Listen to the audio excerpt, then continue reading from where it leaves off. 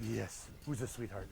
So, if you've been here before, you don't get to answer this question, but if you've never been here before, this is where we like to say, can you guess that animal? So, you're very, very, very close. A Li-Liger, dead on, yep. So, this is Gypsy. She is a Li-Liger. Now, she's very rare. She's one of 18 in the world. The person that we did the rescue from likes to play mad scientist. He likes to find out what kind of crazy concoctions he can get. As it turns out in the animal kingdom, hi, baby. So she also puffs. She doesn't chuff the way the tigers do. She goes up. So, come here, Gypsy. Yeah. Now, I like to joke around that Gypsy's more dog than cat. She will chase her tail. She plays with her feet. She plays with you the exact same way a dog will play with you. Trying to get her into her enclosure is usually a game too. Sometimes we got to use ourselves as bait, and she'll kind of stalk us, and then she'll charge us, and then we get her in. So she's kind of an exhibitionist. But her mom was a liger, her dad was a lion. So there's a whole science behind this and everything. And a lot of people argue against ligers because they're kind of an unnatural animal. In the wild, these cats would never exist. Tigers and lions would never cohabitate in the wild. So the only way this is possible is through captivity. And it's not the animal's fault that we're taking up all their land and all that fun stuff. So it turns out their genealogy is close enough related that they can, it's not like a cat and a dog can't have a pet, or whatever you want to call it, a cub or a baby. But these cats can't. And so because of that, they also have an abnormality. They suffer from gigantism. So when a liger is born, it doesn't have that gene controlling its size, and they get bigger and they get bigger and they get bigger. And people say, wow, that's really cool. Look at this massive animal. And they make a lot of money off of it. The problem is it creates a lot of stress and problems for the animal. If you're familiar with animals like Great Danes have a very short lifespan because of the size of their heart. They have a lot of heart issues, so they don't live very long.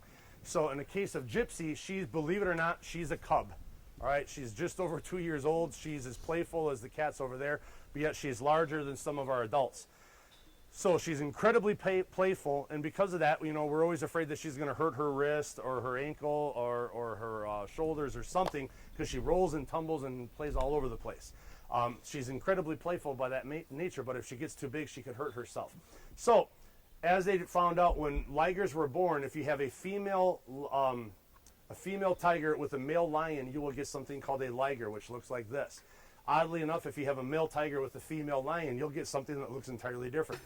When in case of ligers, the males are sterile, but they found out obviously that the females are not. So they had a female liger, and they put her in an enclosure with the male, and they bred, and we have this. So a few things about Gypsy is she has the spots on her body just the way a lion does. When lions are born, they have spots on their fur, and as they age, they lose those spots. So she actually still has like 90% of those spots. Some of them have faded a little bit and everything, but if you see them closely enough, they're actually kind of in a striped pattern. So you see elements of the tiger coming through and says, hey, I got some tiger in me and everything like this too. Yeah, come on, let's see if we can get her in. So you see what Jenny's doing? She's going to try to hide on Gypsy. This is going to kind of trigger some of her playful attitude. So we're going to come on over this way because she takes a little bit of work to get in. I'll let you get up there so you can get the shot. Gypsy, come here, baby. Come on. So yeah, if everyone can come closer to the gate, because we're going to try to play some hide and seek with her.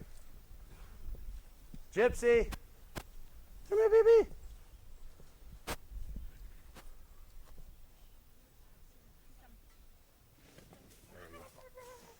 Yeah, come on. Let's go to the food. Come on. Come on.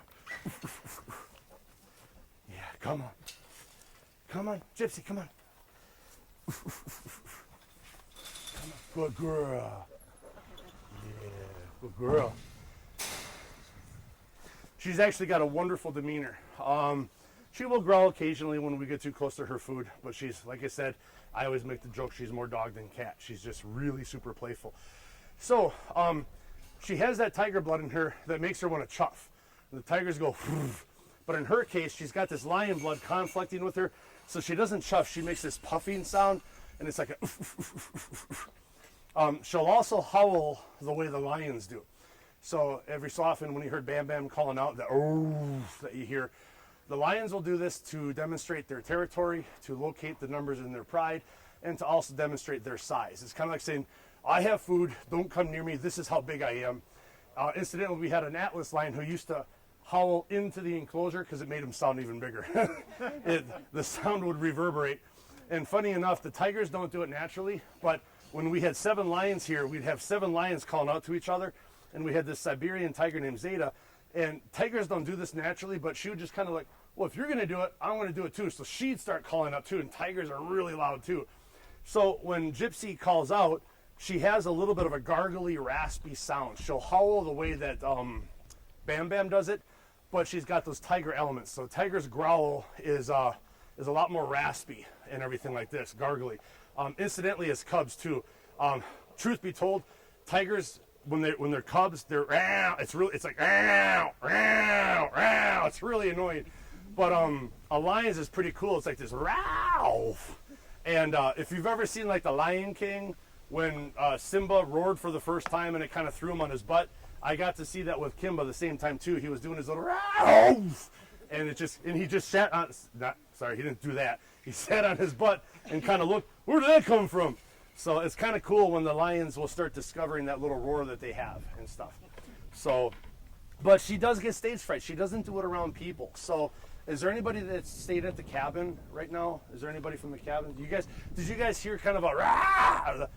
So yeah, so that was probably her. So she likes to call out at night when she's alone, but when she sees people, she just won't do it.